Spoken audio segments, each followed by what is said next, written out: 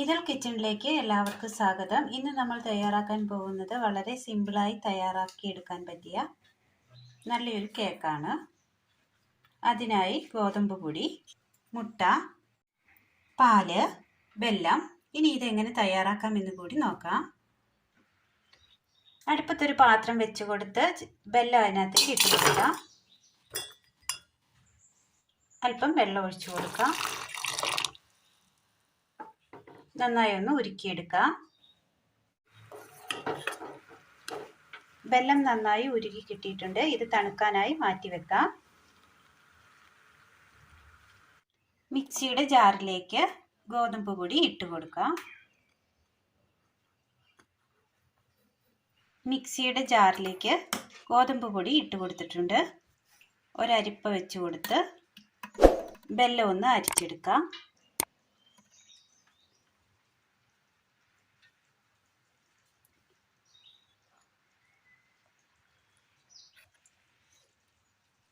ഉപ്പ്, ഈസ്റ്റ്,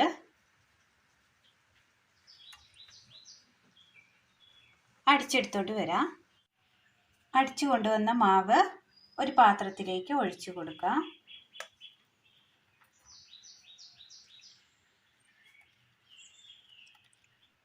മാവ് ഒഴിച്ചു കൊടുത്തിട്ടുണ്ട്. മിക്സിയുടെ ചെറിയ ജാർ എടുത്തതിന് ശേഷം അതിലേക്ക് മുട്ട പൊട്ടിച്ചത് ഒഴിച്ചു കൊടുക്കാം.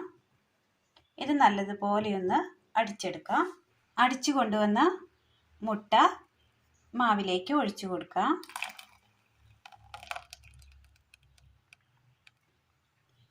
ഇത് നന്നായി ഒന്ന് മിക്സ് ചെയ്തെടുക്കാം.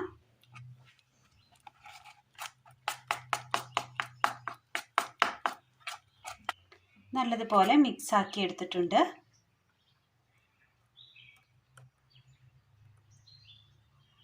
ഇതിനി മൂടി വെക്കാം. അടുപ്പത്തൊരു പാൻ വെച്ച് കൊടുത്ത് അല്പം പാൽ ഒഴിച്ചു കൊടുക്കാം.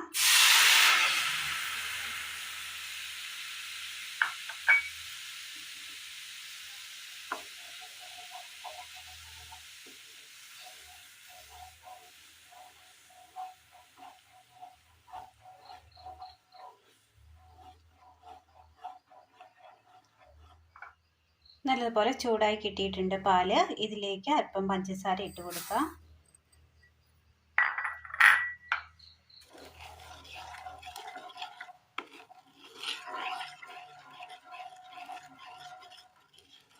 നന്നായി ഒന്ന് കുറുക്കിയെടുക്കണം.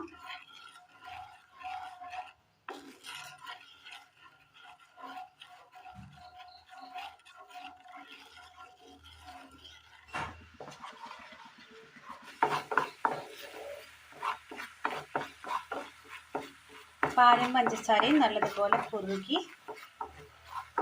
കിട്ടിയിട്ടുണ്ട്.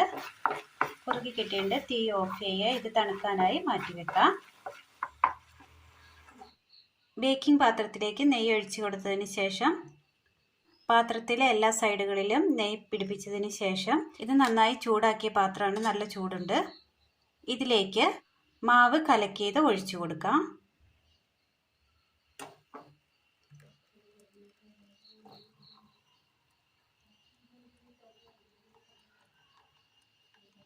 ഒരു കുക്കറിൽ അല്പം വെള്ളം ഒഴിച്ച് അതിനുള്ളിലേക്ക് ഇറക്കി വെച്ച് കൊടുത്തിട്ടുണ്ട്. ഇനി ഇതൊന്ന് മൂടി വെച്ച് വേവിച്ചെടുക്കാം. നല്ലതുപോലെ വെന്ത് കിട്ടിയിട്ടുണ്ട്. കേക്കിന് മുകളിലായി പാലും പഞ്ചസാരയും കുറുക്കിയെടുത്തത് ഒഴിച്ചു കൊടുത്തിട്ടുണ്ട്. അതിന് മുകളിലായി ചെറി വെച്ച് അലങ്കരിച്ച് കട്ട് ചെയ്ത് ഉപയോഗിക്കാവുന്നതാണ്. വളരെ നല്ല ടേസ്റ്റ് തയ്യാറാക്കിയെടുക്കാൻ പറ്റിയതാണ്. എല്ലാവരും ഒന്ന് ട്രൈ ചെയ്ത് നോക്കണം. ഇഷ്ടമായ ലൈക്ക് ചെയ്യാനും ഷെയർ ചെയ്യാനും സബ്സ്ക്രൈബ് ചെയ്യാനും മറക്കരുത്. Thank you.